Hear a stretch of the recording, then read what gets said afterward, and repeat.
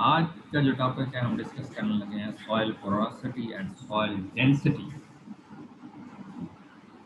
आपको ये एक प्लांट इस पिक्चर में नज़र आ रहा होगा। आप देख रहे हैं कि कैसे रूट्स एक स्पेसिफिक आर्किटेक्चर के साथ सॉइल के अंदर मूव कर रही हैं और किस तरह से वो, अब ये सॉइल पोरोसिटी और सॉइल डेंसिटी ही होते हैं जो इम्पोर्टेंट रोल प्ले करते हैं इन रूट्स की सॉइल के अंदर मूवमेंट। और इसके अलावा न्यूट्रिएंट का जो एक्सप्लोरेशन है, बेसिकली ये जो रूट्स होती हैं ये मूव करती हैं टुवर्ड्स द रिसोर्सेज। जहाँ जहाँ न्यूट्रिएंट मिलते जाते हैं बढ़ती जाती हैं बढ़ती जाती हैं। जहाँ पे ये पोर्स बंद हो गए, जहाँ पे ये डेंसिटी जो समझ लें फेवरेबल ना हुई, वहाँ पे ये रिस्ट्रिक्ट हो जाएंगी, स्टॉप हो जाएंगी। उसके बाद रूट की जब ग्रोथ स्टॉप हो जाएगी तो अल्टीमेटली शूट की ग्रोथ भी स्टॉप हो जाती है। ये हमें पता है कि जैसे जैसे हम कहते हैं ना, बाद औक़ात फील्ड में जाते हैं देखते हैं कुछ प्लांट की हाइट छोटी होती है, कुछ प्लांट की हाइट अच्छी होती है, बड़ी होती है। हम देख रहे होते हैं कि यहाँ पे बाकी फैक्टर में भी हो सकते हैं कि न्यूट्रिएंट उन एरियाज में कम हो, मे भी उन एरियाज में वाटर ना पहुँच सका हो।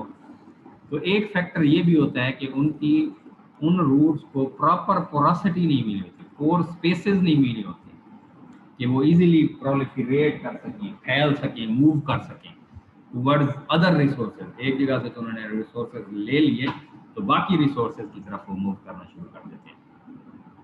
अब हम टेक्निकली जब हम देखते हैं, ये आपको एक पिक्चर नज़र आ रही है सबसे ऊपर, जिसमें आप देख रहे हैं कि पोर स्पेसेस, एक ये यहाँ पे क्या है, आपको इस एरिया में मेरा कर्सर आपको नज़र आता है,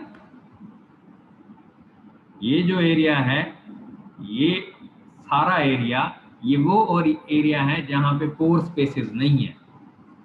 हमें पता है कि हमारी आइडियल सॉइल कंडीशंस के अंदर, हमने पहले भी पढ़ा था, 50% जो है मिनरल्स हैं, 25% वाटर है और एयर है। ये हमें पता है आइडियल सॉइल कंडीशंस के अंदर। हाँ, अब ये जो वाटर और एयर है ये हमारे मिनरल पोर्शन है। ये जो वाटर और एयर है वो एक्चुअली इन पोर स्पेसेस के अंदर, ये जहाँ पे मैं लिख रहा हूँ ये वो जगह है जहाँ पे there are no pores. Ultimately क्या हो रहा है, वहाँ पे ये जो वाटर और एयर स्पेसेस हैं इसके लिए जगह नहीं बची। हाँ, अब ये वो जगह जब नहीं है जहाँ पे यहाँ पे अवेलेबल रिसोर्सेज नहीं है, जहाँ पे वाटर नहीं है, इसका क्या मतलब है, वहाँ पे न्यूट्रिएंट्स भी नहीं होंगे, वहाँ से आप अपटेक भी नहीं करा सकते प्लांट्स को कोई भी चीज़। जहाँ पे एयर नहीं है तो रेस्पिरेशन का प्रोसेस नहीं होगा। हाँ, तो ये वो इम्पोर्टेंट फैक्टर है प्लांट ग्रोथ डेवलपमेंट के लिए जिसको हम इग्नोर नहीं कर सकते। अगर आपने प्रोडक्टिविटी लेनी है तो पोर स्पेसेस होनी चाहिए। अब ये जो एरिया है वो पोरस एरिया है, यहाँ पे पोर्स हैं लेकिन पोर साइज ज़्यादा है, जिसे हम मैक्रो पोर्स का नाम दे सकते हैं। और ये जो एरिया है यहाँ पे ऑप्टिमम पोर्स हैं, वाटर भी है, एयर भी है, मिनरल्स भी हैं। ठीक है, तो जब हम टेक्निकली डिफाइन करते हैं पोर पोर स्पेस को, या इसे हम एक और टर्म भी देते हैं जिसे हम पोरासिटी कहते हैं।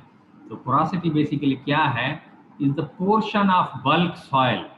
ठीक है, अब ये जो सारा आपको लग रहा है ये सारा बल्क सॉइल का पोर्शन है, इसके अंदर which is occupied by soil pore. अब ये जो आपको ब्लू लाइन जहाँ पे वाटर मूव, आप सिर्फ आपको दिखाने के लिए मैंने बताया, वाटर ब्लू लाइन की फॉर्म में, ये वो एरिया है जहाँ पे एयर भी होगी और वाटर भी होगा।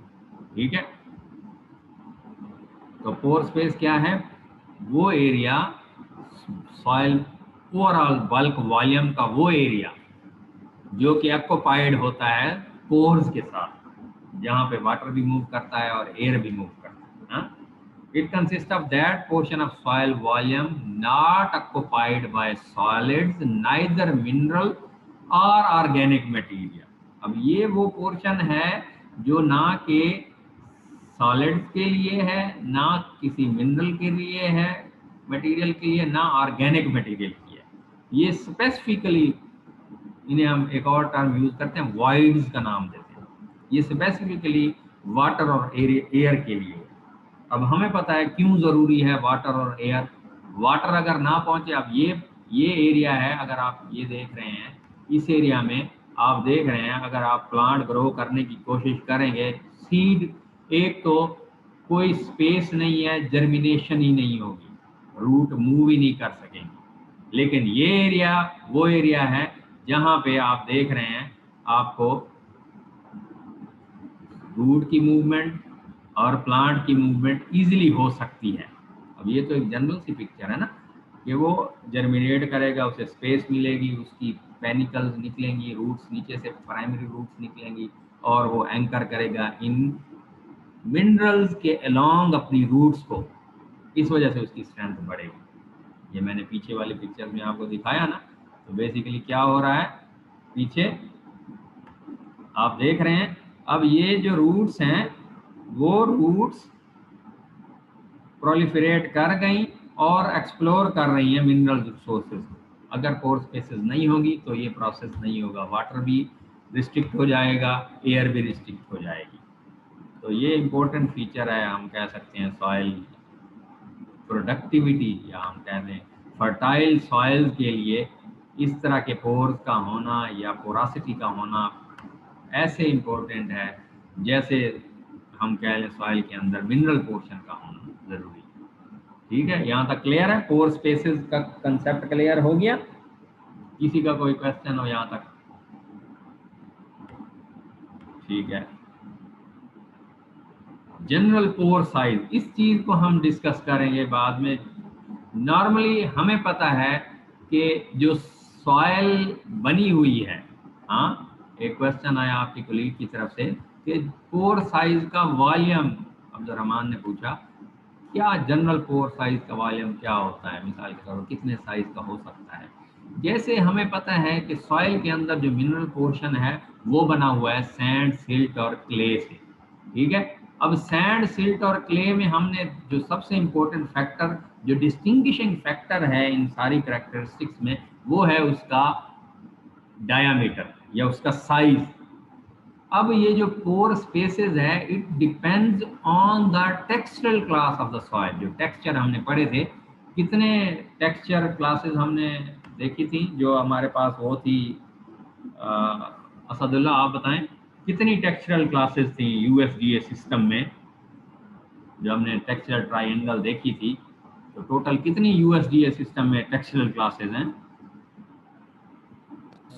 सर 3 थी आई थिंक। कोई और बताएं?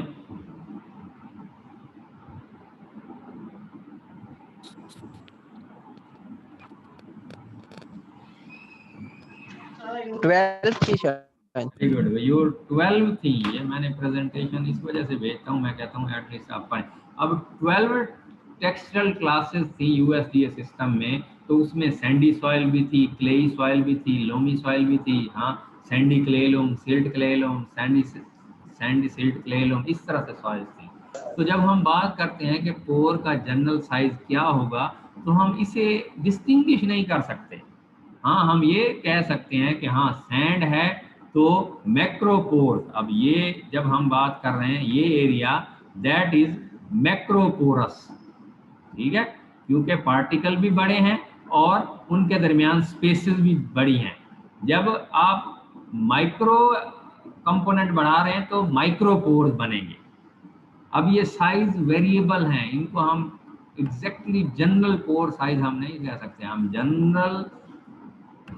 हम कह सकते हैं पार्टिकल का वॉल्यूम तो कह सकते हैं, लेकिन पोर वॉल्यूम नहीं होता। ठीक है, क्लियर है? आगे चलते हैं। अब इसकी क्या इंपॉर्टेंस है हमारी सॉइल में, मैंने पहले भी डिस्कस किया है। ये वो पोर्स हैं जो कि नॉर्मली या वाटर के साथ फील्ड होते हैं या एयर के साथ फील्ड होते हैं। अब वाटर भी इम्पोर्टेंट रिसोर्स है और एयर भी इम्पोर्टेंट रिसोर्स है। जहाँ पे आप देखते हैं ऑक्सीजन कम हो जाती है, एयर ऑक्सीजन का सोर्स है, वहाँ पे रूट की ग्रोथ भी स्टॉप हो जाती है, वहाँ पे प्लांट की डेवलपमेंट भी स्टॉप हो जाती है। आपने अक्सर क्रॉप्स देखी हैं कि कुछ क्रॉप्स हैं जिनकी वाटर, जिन्हें हम कहते हैं वाटर लविंग, वो तो ग्रो कर सकती हैं, लेकिन ओवरऑल जो क्रॉप्स हैं अगर उनके अंदर पानी खड़ा कर दिया जाए तो लॉजिंग हो जाती है, उनकी गिर जाती है, उनकी रूट डिके हो जाती है, प्लांट फॉल डाउन कर सकते हैं। तो हम ये कह सकते हैं जो सबसे इंपॉर्टेंट फैक्टर है पोर स्पेसेस में अंदर, that is the major source of providing water and air to the plants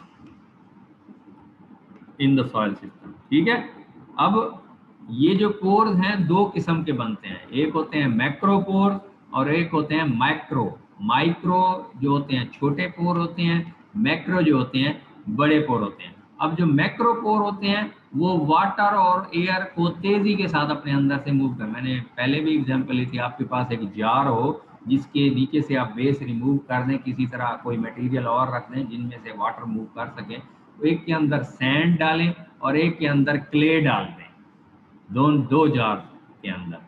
आप ऊपर से सैंड वाले में भी एक सेम टाइम पानी डालें और क्ले वाले में भी एक सेम टाइम पानी डालें, तो सैंड वाला जो होगा वो तेजी के साथ पानी को नीचे डाल देगा, मूव करा देगा, और क्ले वाला होगा उसमें वो प्रोसेस जो होगा मूवमेंट का स्लो हो जाएगा। क्यों ऐसे हुआ? क्योंकि सैंडी सॉइल के अंदर मैक्रोपोर्स थे, ज्यादा पोर स्पेसेस थी, वो तेजी के साथ मूव करा गए। लेकिन जब क्लेई सॉइल के पास हम बात करते हैं तो उनके अंदर माइक्रोपोर, क्योंकि साइज छोटा है पार्टिकल का, माइक्रोपोर डेवलप हुए, तो वो जो इनफिल्ट्रेशन हम कह लें या वाटर की मूवमेंट कह लें वो रिस्ट्रिक्ट हो जाती है, which ultimately result in the slow movement। ठीक है, तो ये प्रोसेस होता है। ठीक है, कि micropore allow ready movement of water and air, तो इसमें से तेजी के साथ वाटर और एयर मूव करते हैं। हाँ, इनमें ये भी हो सकता है कि ओवरऑल जब हम पोरासिटी की बात करते हैं, पोरासिटी क्या है इस चीज को भी आपने माइंड में रखना है, it is the total number of pores. ये अब मैं ये टर्म एक्सप्लेन करने लगा हूं। ठीक है, पोरासिटी, हाँ, ये पोरासिटी की टर्म क्या है। अब पोर स्पेसेस तो हो सकते हैं मैक्रो माइक्रो, लेकिन नंबर ऑफ पोर्स जो हैं वो वेरी कर सकते हैं। मिसाल के तौर पर अब आप एक जार लें 1 लीटर का, उसके अंदर लेट से टेनिस बॉल डालें या उससे छोटी बॉल डालें, और एक उसी साइज के जार के अंदर आप स्मॉल डायामीटर वाली बॉल डाल दें। हाँ, मैं आपको पिक्चर दिखाता हूँ, 1 मिनट, आप कैसे इसको एक्सप्लेन करना है आपको एक मैं पिक्चर शेयर करता हूँ।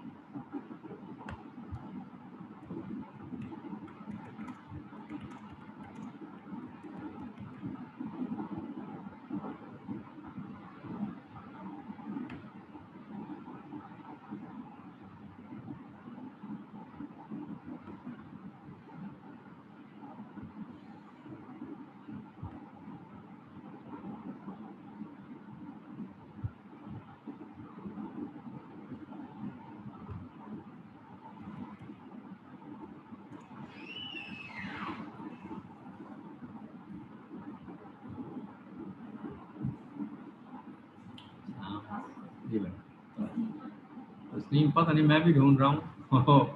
आपके पास नंबर है, आप कॉल कर लें।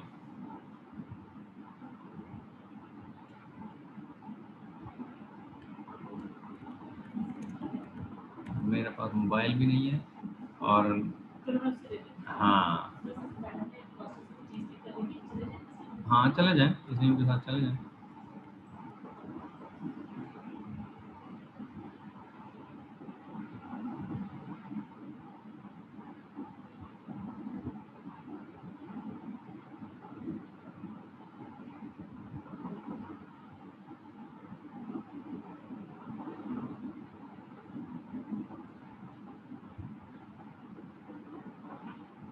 चलें, अभी मुझे वो पिक्चर नज़र इस टाइम मिल नहीं रही, मैं आपको नेक्स्ट उसमें आपको एक्सप्लेन कर दूंगा।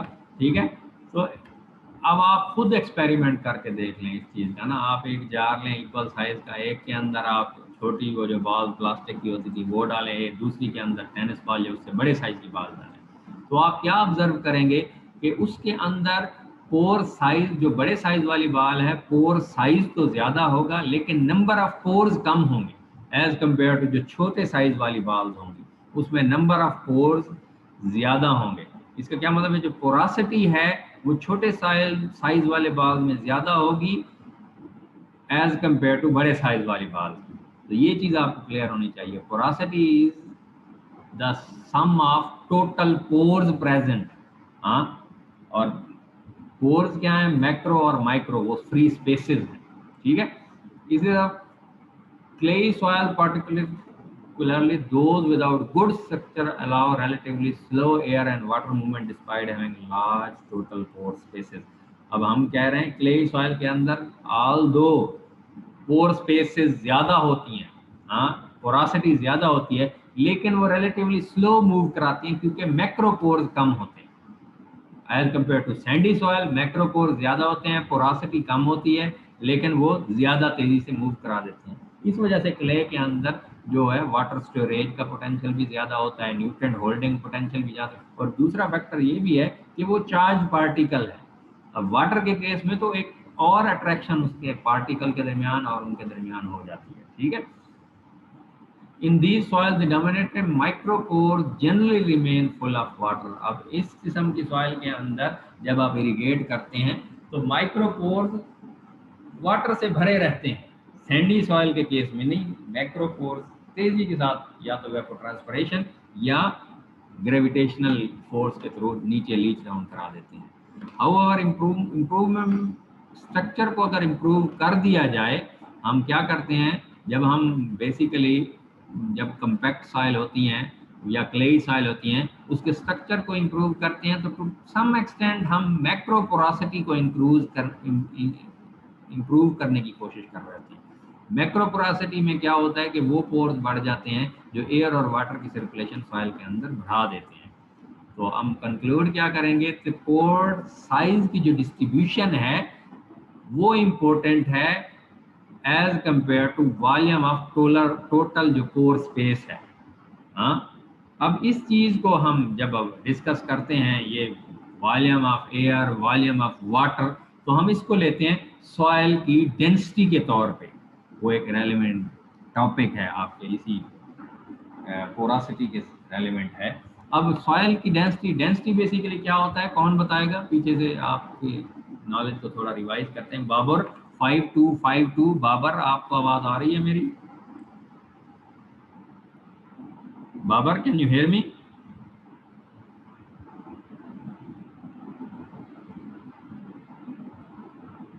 बाबर, आपको आवाज आ रही है? हेलो।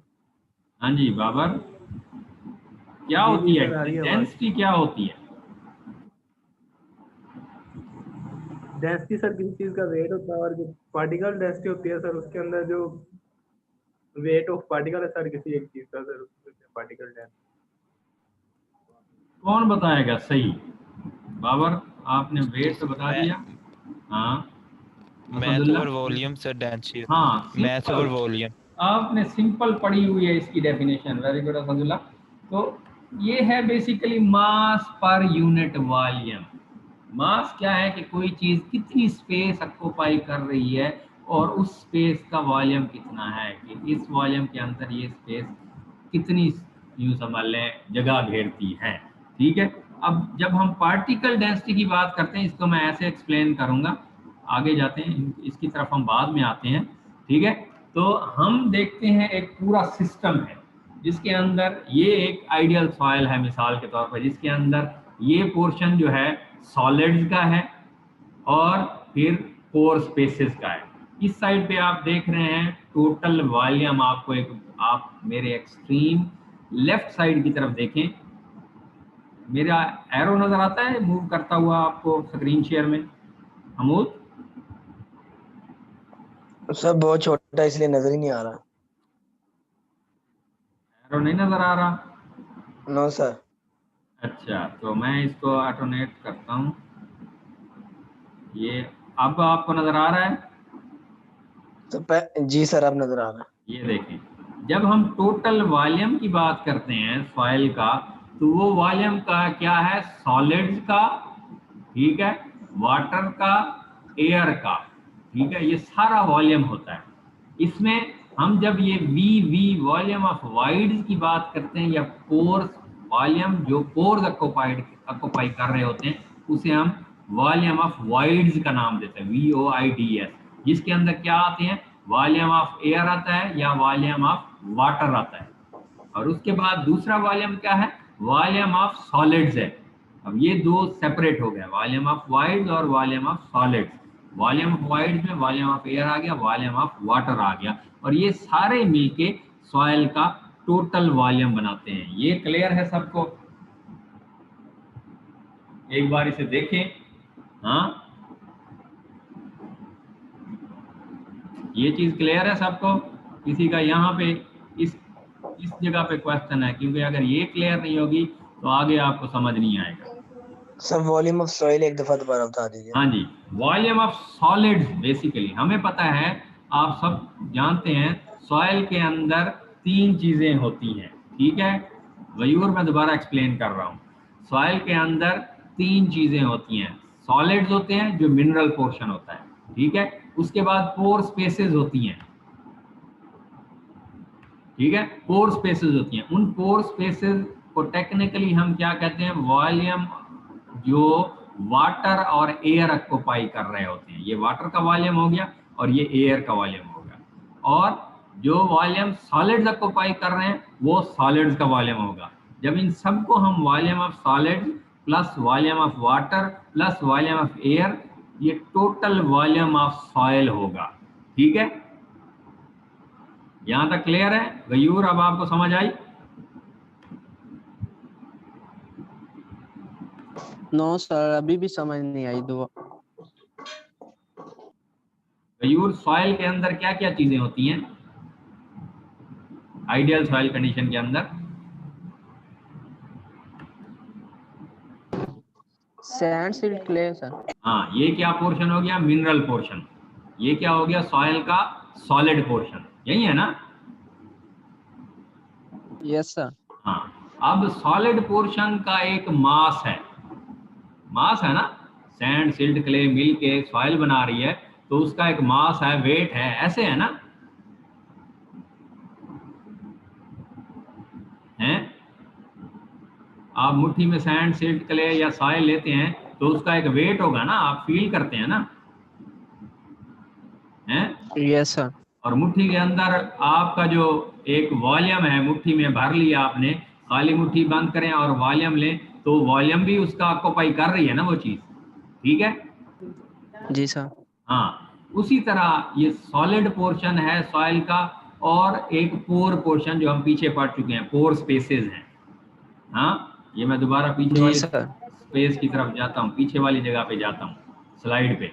अब ये ब्राउन कलर आपको क्या बता रहा है, that is a mineral portion या सॉलिड पोर्शन। और ब्लू कलर क्या बता रहा है, वॉल्यूम ऑफ पोर्स।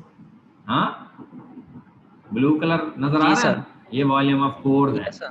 तो इसी चीज को मैं यहाँ पे एक्सप्लेन कर रहा हूँ। मैंने एक पूरे ब्लॉक को, एक वॉल्यूम को 3 चीजों में डिवाइड कर दिया। आपको नजर आ रहा है, सॉलिड, वाटर, एयर, आ रहा है ना नजर? Yes sir. वो ब्राउन पोर्शन क्या था, सॉलिड्स का था। ब्लू पोर्शन क्या था, वाटर का था। जो व्हाइट हो गया, एयर का हो गया। ऐसे ही है ना? Yes sir. हाँ, अब देखें, सॉलिड पोर्शन की जब हम बात करते हैं, ये है सॉलिड पोर्शन, ठीक है? ये मैंने रेड कर दिया, ठीक है? और जब वॉल्यूम टोटल की बात करते हैं तो volume of solid, volume of जो पोर था वो मिल जाता है ना? है? जब हम इन दोनों को मिलाते हैं तो क्या बनती है, बल्क डेंसिटी। अब हम इसको पार्टिकल डेंसिटी की तरफ ले जाते हैं। पार्टिकल डेंसिटी क्या है, बेसिकली मास ऑफ सॉलिड्स, ठीक है,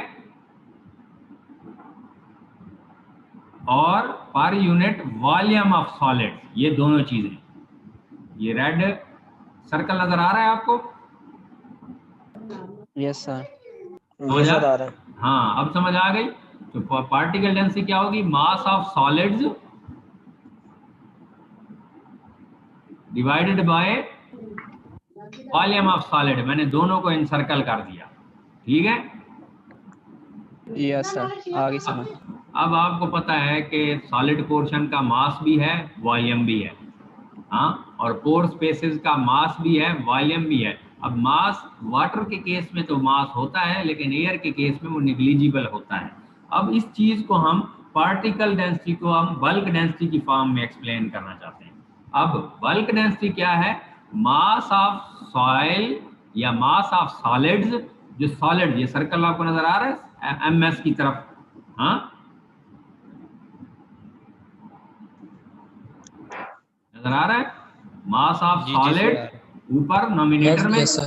और वॉल्यूम टोटल, बल्क डेंसिटी क्या होती है? वॉल्यूम टोटल VT, जिसमें हमने VS भी लिया जो कि सॉलिड्स का वॉल्यूम था, और VV या V पोर्स, V वॉइड्स, हमेशा याद रखें पोर्स वॉइड्स एक ही चीज होते हैं जिनके अंदर एयर और वाटर होता है। जब ये टोटल वॉल्यूम लेते हैं तो ये बनाता है बल्क डेंसिटी। तो डेंसिटी बेसिकली क्या है? मास पर यूनिट वॉल्यूम, ठीक है। अब पार्टिकल डेंसिटी और बल्क डेंसिटी में सिर्फ डिफरेंस क्या आ रहा है? वॉल्यूम का आ रहा है, हाँ। आप पार्टिकल डेंसिटी में वॉल्यूम ऑफ सॉलिड्स लेते हैं और बल्क डेंसिटी में टोटल वॉल्यूम लेते हैं। समझ आ रही है? तो ये स्लाइड आपको भेज दूंगा, आपने इसको एक बार पढ़नी है, ठीक है। यहाँ तक आप अपना कंसेप्ट जो है ना क्लियर करें, फिर आगे जो हम डिस्कस करते हैं, ठीक है।